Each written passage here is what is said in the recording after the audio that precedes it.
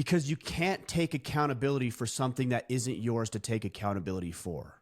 So you can overstep the line, but I wouldn't consider that taking accountability. I would consider it you being a punching bag or you misunderstanding what accountability actually is. Kip, for example, I can't take accountability for your actions. There, in no world can I. I can try. I can say it's my fault.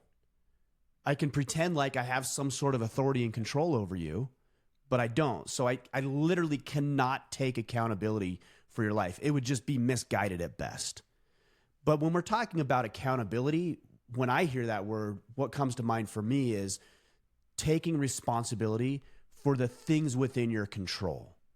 So let's say you're in a marriage and it takes two to tango. And there's a lot of issues that you brought to the table which caused the breakdown of your marriage. You can and should take accountability for that. But you can't take the accountability from her, which is that she contributed to that. Maybe she didn't share as much as she needed to. Maybe she wasn't as forthright about what she needed to come clean with. I mean, there's all sorts of things that it could be. You can't take ownership of that. It's just not yours to possess. So in the spirit in which you're asking, yes, I think you probably can. But if we're actually using the definition of the words the way I understand them, no, you can't take too much accountability because it's only what you can control. Totally. You know, when we see this the most, Brian, is in corporate America, when companies take on extreme ownership, and you'll get leaders going, you know, they'll have an employees make a mistake or whatever, and they're like, what, you know, I'll take ownership. And it becomes like this talking point of this high level, I'm going to take ownership and accountability, but it lacks the discipline. It lacks the creativeness to determine what are you taking responsibility for, right? You can't just blanketly say, that's on me as the leader, I take ownership. No. It's the next step. What are you taking ownership of? What are you choosing to take responsibility for? What specific things could you have adjusted to help address the given issue?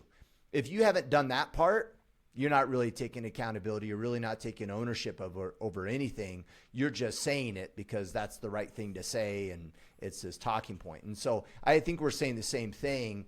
I just think sometimes even human nature is to latch on to extreme ownership and say, well, I should take ownership of all things. But it requires some critical thinking on your part of, well, what specifically? Hey, you know what? I could have handled this differently. Literally, I had an employee, as an example, really quick.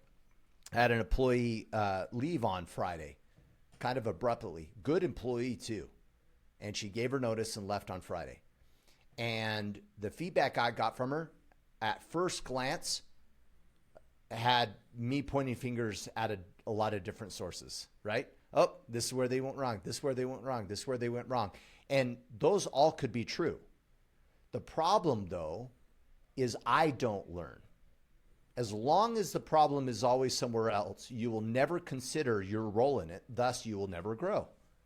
So in that example, I thought, okay, how do I take ownership of this? How do I take some accountability? Okay, what was our vetting process? Did I confirm that she was clear on the roles and responsibility? Did I do my 30-day check-in with the new hire to make sure that things were aligned? How's this? Are you ready for this? If I had my 30-day check-in, did she tell me that she was unhappy? And if she didn't, how am I showing up in the organization where someone doesn't feel like they can be honest with me?